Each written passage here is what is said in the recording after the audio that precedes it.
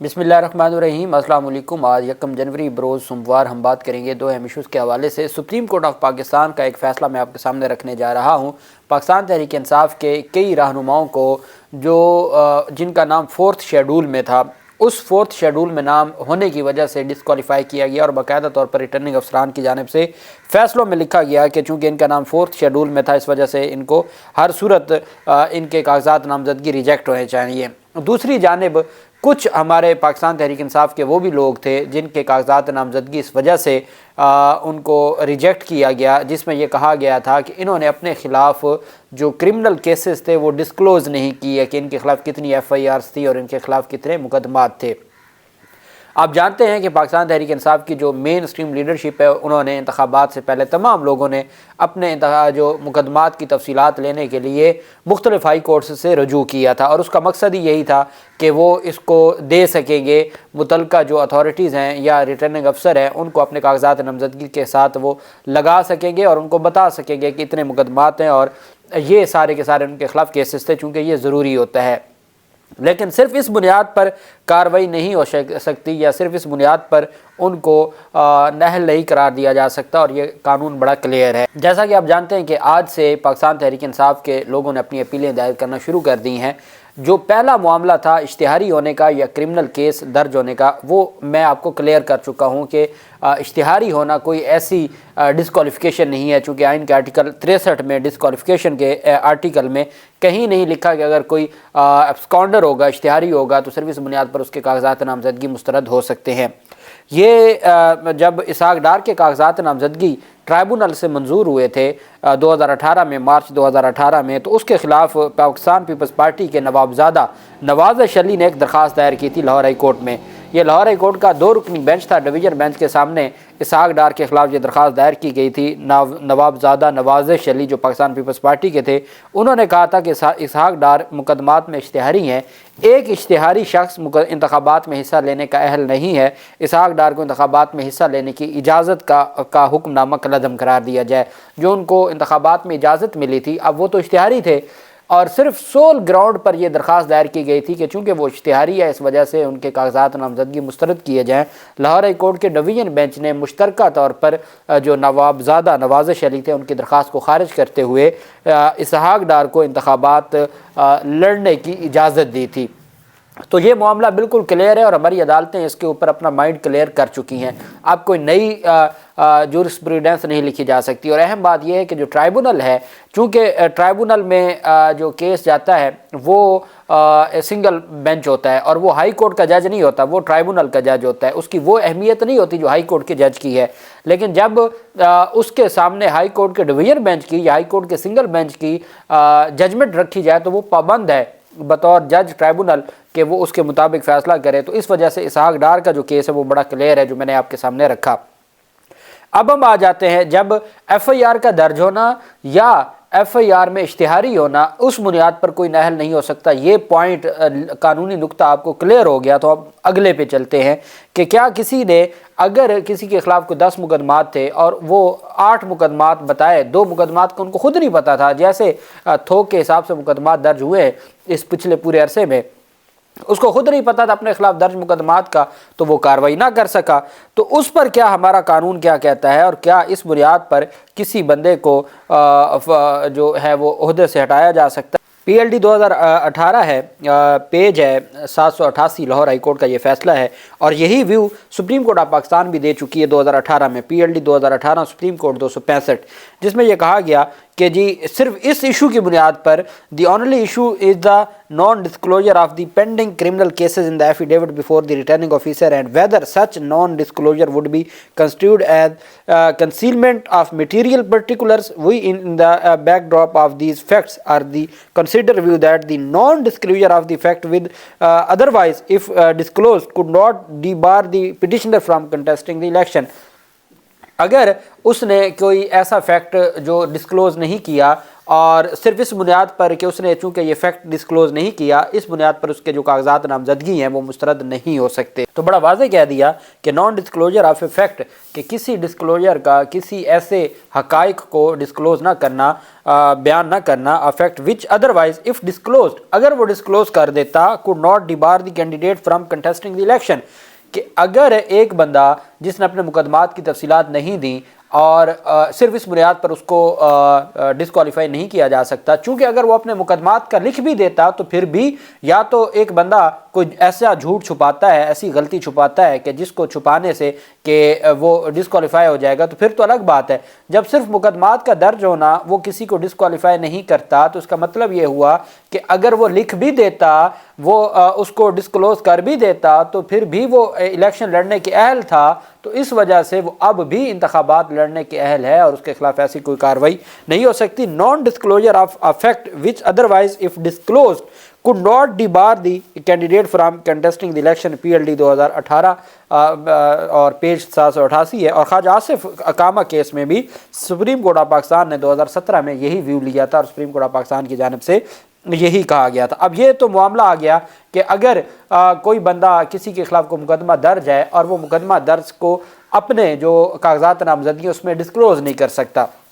چونکہ ایک بندہ ہے اس کو تو پتہ ہے کہ میرے خلاف مقدمہ ہے ہی کوئی نہیں اور اس کے خلاف 10 مقدمات درج ہوئے ہوں، جیسے کسی کے خلاف کوئٹہ میں مقدمہ درج ہو گیا، کسی کے خلاف سندھ میں ہو گیا، کسی کے خلاف خیبر پختونخوا میں، تو اس کا پتہ ہی نہیں ہوتا ایسی چیزوں کا۔ جب پتہ نہیں ہوتا تو پھر کیسے اس سارے معاملے کو دیکھا جا سکے؟ تو یہ بہت اہم چیز تھی۔ اس کے ساتھ ہی سپریم کورٹ آف پاکستان نے ایک اور اہم فیصلہ دیا، چونکہ خیبر پختونخوا میں پاکستان تحریک انصاف کے کافی لوگوں کے صرف اس بنیاد پر کاغذات نامزدگی مسترد ہوئے کہ جی ان کا نام 4تھ شیڈول میں تھا، اور اس میں 4 کا تو میں نے آپ کے سامنے ذکر بھی کیا تھا، اور باقاعدہ طور پر جو ریجیکٹ کرنے کا، ڈسمس کرنے کا فیصلہ تھا الیکشن جو ریٹرننگ افسر کا، اس میں لکھا ہوا تھا کہ جی اس وجہ سے ریجیکٹ کیے کہ ان کا نام 4تھ شیڈول میں تھا۔ الیکشن کمیشن حکام نے 4 امیدواروں کے نام 4تھ شیڈول میں ہونے کی وجہ سے مسترد کیے۔ اس میں سلیم الرحمان یہ سوات سے تھے، یہ ایک سوات میں ایک ضلع میں یہ 4 لوگوں کے کاغذات نامزدگی مسترد ہوئے، اور جو پاکستان تحریک انصاف کے لوگوں کے خلاف خیبر پختونخوا میں جتنی اندھیر نگری مچائی گئی وہ 4تھ شیڈول کی وجہ سے مچائی گئی۔ سلیم الرحمان NA2، فضل حکیم NA4، ڈاکٹر امجد علی PK7 اور شرافت علی PK3 پر کاغذات نامزدگی جمع کروائے تھے، اور اس وجہ سے ان کے کاغذات نامزدگی مسترد کر دیے گئے، چونکہ ان کا نام 4تھ شیڈول میں تھا، اور 4تھ شیڈول میں نام ہونے کی وجہ سے ان کو کوئی ریلیف نہ دیا گیا اور ان کے کاغذات نامزدگی مسترد کر دیے گئے۔ اب اس کے بارے میں بھی سپریم کورٹ آف پاکستان بڑی کلیئر ہے، اور ہائی کورٹس کے بھی ایسے فیصلے ہیں۔ یہ PLD 2017 ہے، لاہور، پیج 394 ہے، 394، یہ میں آپ کے ساتھ جو شیئر کر رہا ہوں۔ اب پاکستان تحریک انصاف کے سابق MNA بشیر خان کے جو RO نے ان کا جو فیصلہ دیا ہے اس کو دیکھ لیں، تو اس میں بھی 4تھ شیڈول کو ہی لکھا گیا ہے جی کہ 4تھ شیڈول کی وجہ سے ہی ان کے کاغذات نامزدگی مسترد کیے جاتے ہیں۔ The stance of the appellant that the respondent is disqualified to contest the election as his name has been 4th schedule in 4th schedule of the Act is also without any weight. Qualification and disqualification for membership of Majlis Shura Parliament have been respectively provided in Article 62 and 63 of the Constitution of Islamic Republic of Pakistan۔ یہ Lahore high court لکھ رہی ہے جو بات میں نے آپ کو کہی کہ 62-63 میں جو کوالیفیکیشن ڈسکوالیفیکیشن لکھ دی گئی ہے، اب اس کو یہ چھیڑ نہیں سکتے، اب اس میں یہ ایڈیشن نہیں کر سکتے، اس میں سے کچھ ختم نہیں کر سکتے جب تک آئین میں ترمیم نہ ہو۔ تو لاہور ہائی کورٹ نے کہا کہ ایک بندے کو اس وجہ سے ڈسکوالیفائی کر دیا گیا کہ اس کا نام 4تھ شیڈول میں تھا، حالانکہ کوالیفیکیشن اور ڈسکوالیفیکیشن 62-63 میں لکھی جا چکی ہے۔ And no perusal thereof if it appears that only Article 63G آگے بتایا گیا کہ وہ وہاں جو کنوکٹ لوگ ہوتے ہیں، جو سزا یافتہ ہوتے ہیں، صرف انہی کو ہی نہل کیا جا سکتا ہے، کسی اور کو نہل نہیں کیا جا سکتا۔ Adding name of any person in the 4th schedule of the Act cannot be equated with the conviction mentioned in Article 63G، کہ اگر کسی کا نام شامل کیا گیا ہے 4تھ شیڈول میں تو اس سے یہ مراد نہیں ہے کہ وہ کوئی سزا یافتہ ہے۔ Recording of evidence and also recording the stance of the accused, his defense and his process when finally results either in acquittal or conviction، کہ جو سزا ہوتی ہے وہ آپ کا مکمل جو پروسیس ہے ٹرائل، اس کے بعد جو سزا ہوتی ہے، صرف وہاں عدالت نے کہا کہ ایک ریسٹرکشن ہے وہاں ڈسکوالیفیکیشن ہے، اس کے علاوہ کوئی ڈسکوالیفیکیشن نہیں ہے۔ اور پھر اس میں انہوں نے کیس لا چودھری عابد رضا کا حوالہ دیا،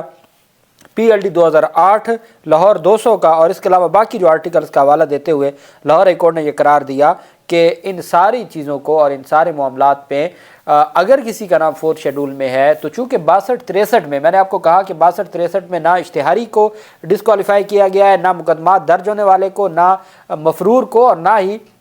4 شیڈول میں نام کو، تو اس وجہ سے جو چیز آرٹیکل آئین پاکستان میں نہیں آ سکی اور آئین پاکستان میں نہیں موجود، تو اس کی بنیاد پر آپ کیسے کسی کے خلاف کارروائی کر سکتے ہیں اور کیسے آپ اپنے تئیں آپ من مانی کر سکتے ہیں؟ ایسا نہیں ہو سکتا۔